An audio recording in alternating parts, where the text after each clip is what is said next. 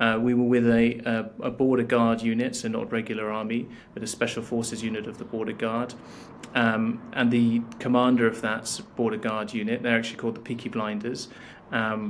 He is a Lyptsi native, so he knows every inch of this terrain.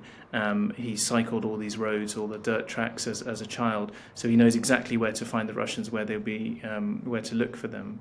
And so he was a pretty good guide, I thought, to take us there. And how close did you get to the Russian forces?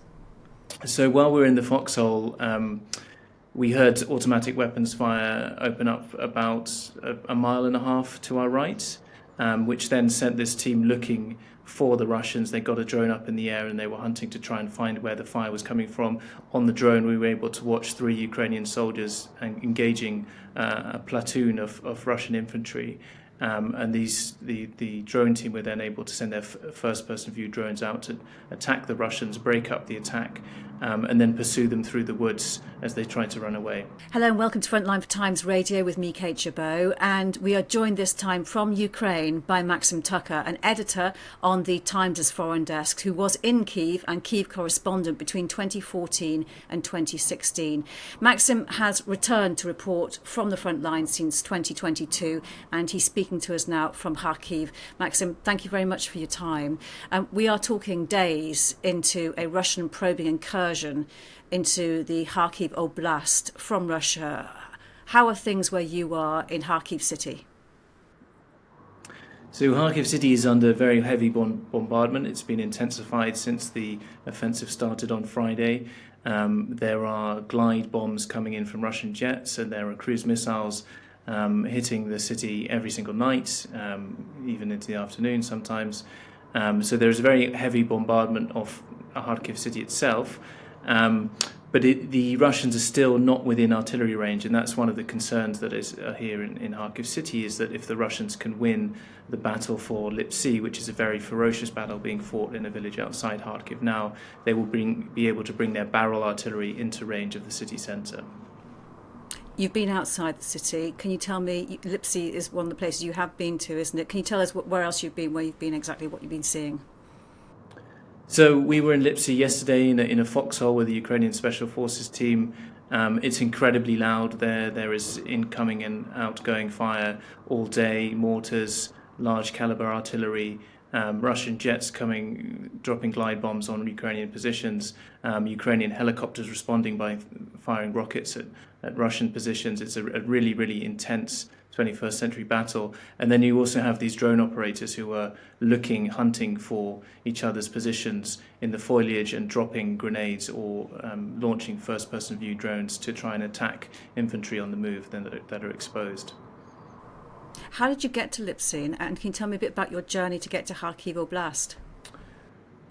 So the journey from Kyiv is quite straightforward to Kharkiv. It's a 6-hour drive. And then it's really a case of persuading a unit to take you with them into the regional areas where the fighting is.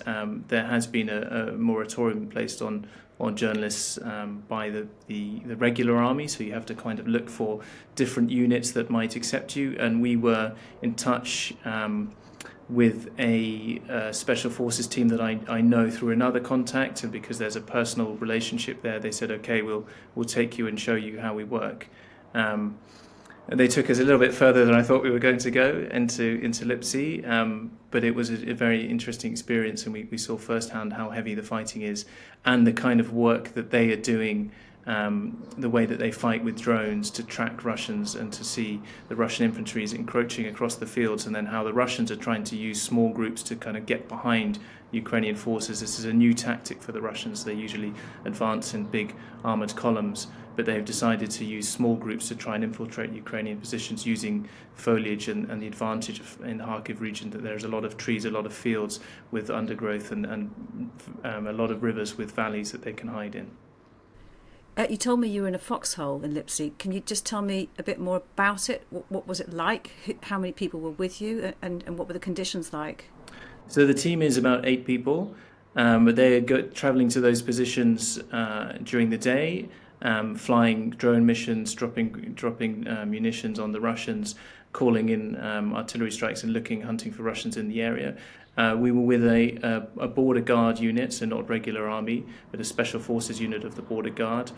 And the commander of that border guard unit, they're actually called the Peaky Blinders.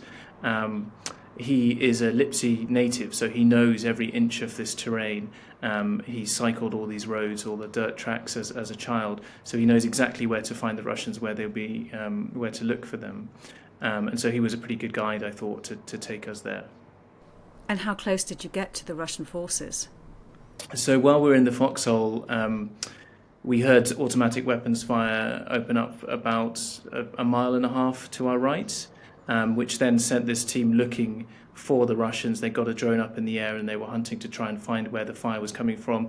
On the drone, we were able to watch 3 Ukrainian soldiers engaging a platoon of Russian infantry. And the drone team were then able to send their first-person view drones out to attack the Russians, break up the attack, and then pursue them through the woods as they tried to run away. And do you know whether the Ukrainian forces have actually managed to take any prisoners of war? Well, the forces we were with haven't said anything about that. They haven't discussed that. We know that the Russians have taken some prisoners from the Kraken unit, a special forces unit that had been sent in to help bolster the line. I think the Ukraine is mostly fighting a rearguard action and trying to stabilize its front line. There are counterattacks, but I don't think that they're focused on taking prisoners of war as far as I can see. So the situation in Lyptsi at the moment is the fact that it's not been taken by the Russians yet, but that the Ukrainians are heavily defending. Is that correct? That's correct. And it's a really key place, because if the Russians can get to the heights in Lyptsi, then they can bring their artillery into range of Kharkiv. And that will make the situation very difficult for the command structure and for the 1.5 million people that used to call Kharkiv home. Many of them have already left, but people will be looking to go back. So that was yesterday. Where else have you been and how did it compare? So previously we were in Vovchansk. We joined a police mission to evacuate civilians. It's a different kind of battle because they're attacking the city just indiscriminately. The Russians are shelling all the houses in the town. It's a town of 18,000 people, whereas yesterday we were in a foxhole in a tree line, basically in a set of fields. So it's a different kind of warfare. I think the Ukrainians are having a very hard time there because the Russians are already into the outskirts of the town. They've already taken some houses and are fighting through, and the Ukrainians are seeking to drive them back. But the thing is, Vovchansk is only 3 miles from the Russian border, so it's very easy for the Russians to attack the Ukrainians there across the border, fly their jets and nearby, dropping glide bombs. And the Ukrainians are struggling because there is this prohibition from the West on using weapons like ATACMS, which could be used to hit Russian points where they can command and control points or ammunition dumps and supplies, logistical lines into Kharkiv, but they can't do that because the US has said they're not allowed to. You have written about people being evacuated from Vovchansk. Can you tell us a bit more about how many people have gone and how difficult that has been? Well, I think the town was of 18,000 people. A lot of them left during the first occupation in 2022. And I think a lot of people have left of their own accord again for a second time since then. The police told us that they'd evacuated about 1,500 people. I think several hundred people, maybe thousands of people, have been evacuated by volunteers that have also come in to help the police. And the police told us there were only about 300 people left to evacuate. And that when we were with them, it was perhaps the last day that they would be doing it and be able to do it, because the police are evacuating these civilians largely without armoured patrol cars. So they're just driving very, very fast into addresses where they've received distress calls from, packing in these old ladies, predominantly old ladies who can't get out of the town, into their cars and driving them out as fast as they can. I mean, you said predominantly old ladies. The populations of these villages and these areas, is it coming down to the older generations of people? Or what is the demographic at the moment from what you've seen? So a lot of people have already left the villages of their own accord, and it's the people that struggle to both envisage a future somewhere else, but also struggle to physically leave and to carry their belongings that normally remain behind. And those are the people that the police have tried to get out. We interviewed one lady, Valentina, 79, who said her granddaughter was begging her to pack her bags, and she hadn't listened because she just wanted to stay there as her home. And when we went to pick her up, and we actually ended up taking her in our car because the police car was full, she told us, "I know it's too late, I should have packed my bags, and now I only have this handbag, it's all I can take with me in this moment. But I just didn't want to leave, it's my home," and she doesn't know where she'll go, and she doesn't know what kind of future she'll have. So, these people are always weighing up what it looks like to leave versus what it looks like to stay. But when we got to her house, it was clear that there was incoming mortar fire in the area around her. The neighbouring house was burning, so she admitted it was well past time to leave. And do you get the impression that there are many people, Ukrainians, who are now trapped in that village? Well, I think the police have done a really good job, and volunteers have done a really good job of going in to get those people. So when they get a message of distress from someone who's stuck and wants to go out, they do go in and they risk their lives to go and get those people under very, very heavy shell fire. So people that want to get out have been told, this is your opportunity, this is how we do it, this is how you contact us, and they have tried to get them out. So I think it's only people who may not even have the ability to reach the police or tell them that they're stuck there who will be remaining there. So the most vulnerable, probably. You were telling me just before about the frustration that people must feel that they're being attacked from Russia, and attackers are not allowed to use in the other direction. And I'm just wondering, having been there and also in the foxhole, what is the actual morale like of the soldiers that you've encountered? So it's always a difficult one because the special forces units tend to have a much higher morale. They're very motivated. They understand why they're fighting. They take generally fewer casualties because they're tasked with special operations, and they're not just holding the line, sitting in a trench all the time. And infantry, generally when we've spoken to infantry, they're more tired, they're more exhausted, they're shell shocked, and they find it difficult because they need people to hold the line and they don't have enough people. So there's always a different motivating factor. Now what's happened in Kharkiv is that the initial territorial defence and some of the infantry brigades who were tasked with holding this line and creating fortifications didn't do that particularly well, and Ukrainians had to rush in lots of different special forces units in order to bolster the line, and different assault brigades who are volunteers and very highly motivated. So when you go and speak to those people, they are very motivated, and the morale is good, and they're determined to push the Russians back, and they're happy actually that there are lots of special forces operators in the area because that makes it feel like an important thing for them. But clearly the fighting is difficult and they are losing their comrades, so that will take a toll.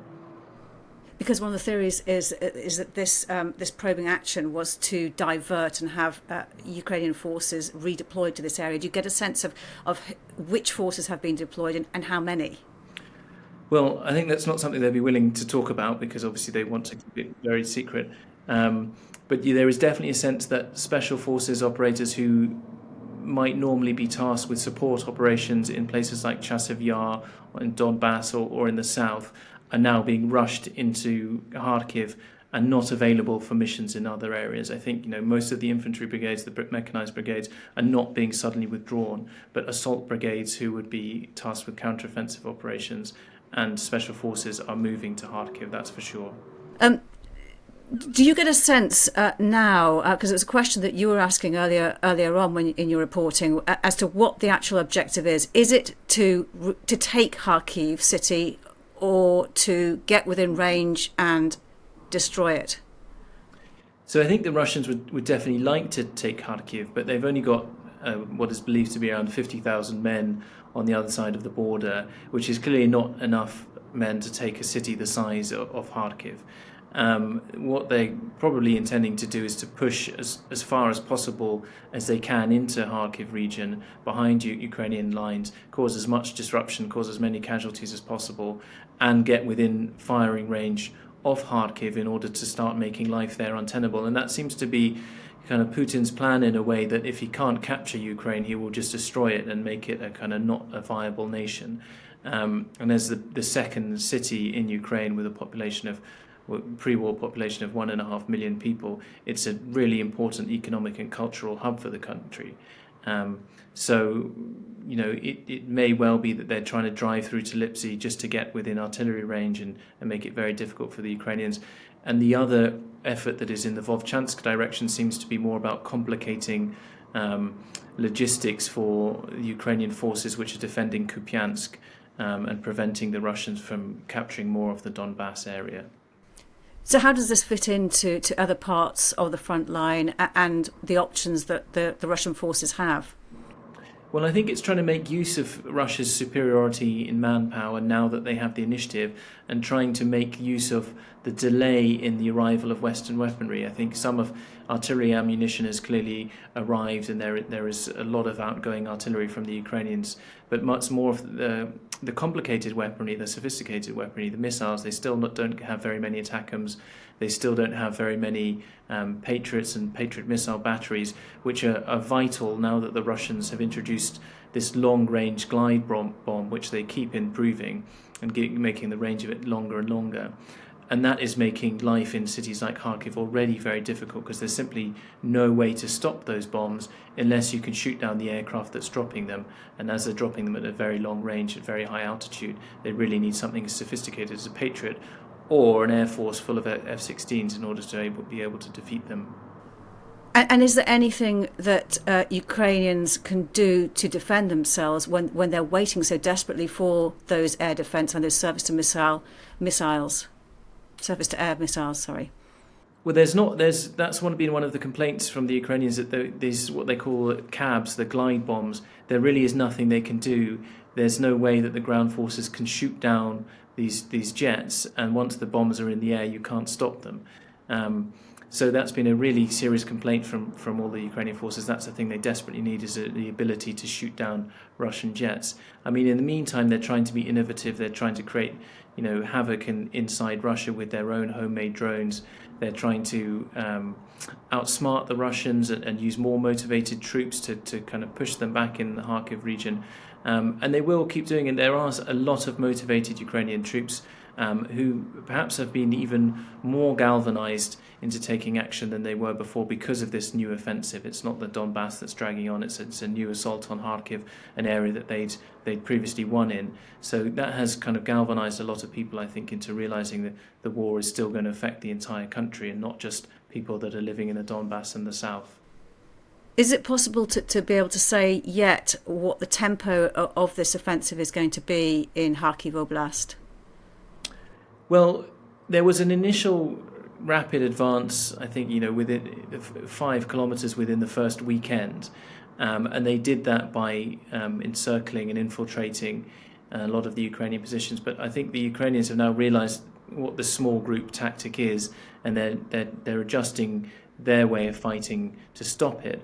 And they've brought in more special forces to counter these infantry on infantry battles. So I think the Ukrainians are in the process of stabilizing the front line. They're definitely under a lot of pressure because they are facing this intense artillery barrage and heavy bombing. But they're in the process of stabilizing, and the Russians haven't moved that quickly since the initial weekend. I mean, it's incremental advances, but they are still in a position where they have a superiority in artillery and a superiority in air power, which they can use to attrite the Ukrainian forces and perhaps grind them forward in the way that they have done in other cities. And can you just explain to me a little bit more about how this new Russian small group tactic is actually being used? Yeah, so it's, groups of up to 20 soldiers who will try and use the available cover as much as possible, tree lines, river valleys, avoid open fields, maybe attack at night. And these are, from what special forces were telling me today, is that they have been very professional Russian soldiers. So they think that these are Russian military intelligence or Russian specialized FSB groups who are well trained and moving professionally and not afraid and not panicking when they come into contact with the enemy.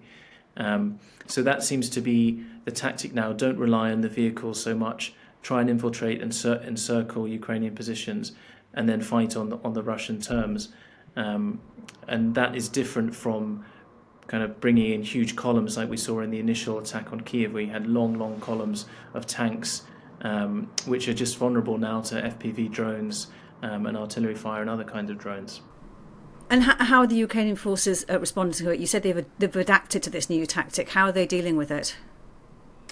So they've brought in infantry that are prepared to kind of fight other infantry at a pace of 20 meters in very small, in very close contact fighting, and that it takes a special kind of soldier. It's a very difficult thing to do, to keep your nerve in those situations. So they brought in their assault brigades and their special forces units in order to bolster the infantry in those areas, and then they're trying to use drone warfare as effectively as possible to find the Russians as soon as they advance and drop bombs on them. And I think it was interesting to me to see yesterday that the Russians are still trying to advance in broad daylight in the middle of the day. And in one instance, when we watched about 13 Russian soldiers get killed by this drone unit who were dropping grenades on them and flying FPV drones into advancing Russian troops, at the end of the day, there were still another 20 Russian soldiers who were advancing in exactly the same line, exactly the same direction. So although the tactics of the opening weekend might have been very different, it looks like Russia is kind of resorting to just carrying on sending men over the top to try and find a way through. So do you get the impression that although at the beginning they were perhaps more experienced and professional soldiers, they're now sending the less professional ones in almost a sort of this meat grinder sort of waves of tactics? Well, it looked like this. They were all pretty well equipped. The weapons that they had were good, and they had good uniforms. So it's not the kind of Stormzy penal colony soldiers here, but it does seem different from the initial attacks happened between 3 and 6 o'clock in the morning on Friday, and there were special forces who clearly had night vision equipment, were used to fighting at night and not panicking, and maybe during the day they're using a different group of soldiers just to try and make some kind of advances. That's really interesting. Do you get a sense, though, that what you're seeing here and the tactics that are being used are specific to this part of the front line? Well, they've copied the Ukrainians in some regard. During the Ukrainian counteroffensive, the Ukrainians realised that vehicles were just being spotted instantly by drones. They you can really see them very quickly and were being destroyed. And all of the kind of new equipment that the West gave to Ukraine was not that helpful in advancing across open fields because they could be picked off by drones very quickly. And the Russians have clearly realised that too. Ukraine started sending infantry. Russia is now sending infantry. It kind of demonstrates, I think, how difficult it is to advance in this war. And Russia has only really been able to do so far because it's been willing to sacrifice so many men and just raise entire defensive positions, including the cities around them, to the ground. Obviously, the pressure will be on for Ukraine to find and recruit new and train new soldiers. What about the equipment? Have you seen any evidence that those short supplies of ammunition, etc., are now being, those problems are being allayed by the supplies that the Americans have announced? It's not clear how many supplies are actually arriving on the front line, but I think the Ukrainians had held back some, they'd rationed some shells. And clearly there is a lot of outgoing during the battle for Lyptsi, so clearly they are using shells. They're not rationing them in quite the same way as they were before, and they're probably counting on getting large supplies of new munitions. But we heard Grad rockets, the kind of old-fashioned Grad rockets, we heard mortars, we heard barrel artillery, but we didn't see or hear any of the more sophisticated equipment like the HIMARS, the famous HIMARS being used against the Russians. And in fact, we saw helicopter gunships shooting rockets, which suggests that they're still resorting to kind of inaccurate rocket fire in quite a costly manner of attack, rather than these very effective HIMARS sophisticated weapons that the West had supplied earlier. Assuming that part of the Russian objective is to get in within artillery range of Kharkiv city where you are, what would the consequences of that be? Well, I think they would be devastating. It would be the ability to start razing the city to the ground, to fire at will into a heavily, densely populated area with tall buildings. They're indiscriminate, most of those weapons. So yeah, it would make life in Kharkiv untenable, I think. And how are the people of Kharkiv bearing up? What do they say to you? How do they express their intentions and what their options are? So I think people in Kharkiv are nervous. There's still a great faith in the Ukrainian army. I think that still persists now. even if they're frustrated with some of the politicians. People are trying to get on with their everyday lives. The people who were very nervous have left, and there's definitely less people in the city than in its heyday. But I wouldn't say that we're in a panic situation yet. People of Kharkiv have endured since 2022, and they've been bombed very heavily before, and they've been hit by missiles very heavily before. Maybe they don't realise the extent of the danger at the moment because they haven't been shelled. But it is a real possibility that if Russia takes Lyptsi, that could start happening soon. And what is it feeling like there right now for you, on an hour-by-hour basis? Well, it's very tiring. There's lots of adrenaline during the day when you're with the soldiers, with the troops, when you're in situations that are obviously pretty risky. And then you try and have a bit of a rest, and the Russians drop missiles and bombs on the city all night. So it's quite tiring work, I have to say. If there was something that you would like to communicate to people, to an audience back here, what would you like to say?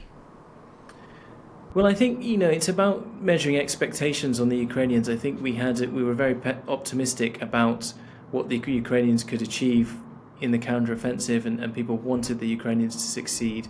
But I think people have to realise that you wouldn't expect any army to really advance and be successful if it didn't have air power or the means to negate the enemy's air power. And if the West is serious about wanting Ukraine not only to defend itself but actually survive and be a viable nation, it will have to win. And that means, withdrawing some of the rules and the restrictions it's placed on Ukraine. And I think the offensive in Kharkiv has made it particularly clear that Ukraine is not able to fight without being able to attack Russian soil, because the Russians can amass an offensive army ready to send across the border. And as long as it's in that Russian territory, it's immune to some of the Western weapons, some of the most effective Western weapons. So if the US is serious about wanting Ukraine to win, it needs to withdraw some of those restrictions. And those special forces that took you into that foxhole in Lyptsi, can you just tell me, you say they took you further than you'd expected.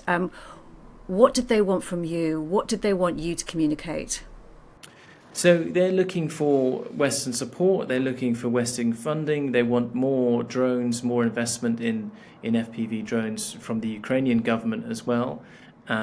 They're primarily looking to kind of boost their profile so that they can get more of the munitions that they use very effectively. I mean, by the end of the day, I think we'd watched about 40 Russian soldiers be killed or injured by this drone squad. And their main ambition is just to get more of these weapons, and they need people to buy drones for them, to procure drones for them, or give them funding. Maxim, you've already sent several reports and written about your experiences. When can we see your next dispatch? So the next dispatch, which will include some of the things that we've been talking about and a lot more, will be out in the Sunday newspaper, the Sunday Times, this Sunday. Maxim Tucker, really good to speak to you. Stay safe. Thank you very much for your time. Thanks very much, Kate. You've been watching Frontline for Times Radio. My thanks to Louis Sykes, our producer. To support the work of Frontline, hit the subscribe button. You can also listen to Times Radio throughout the day or read it at times.co.uk. Thanks for watching. Bye-bye.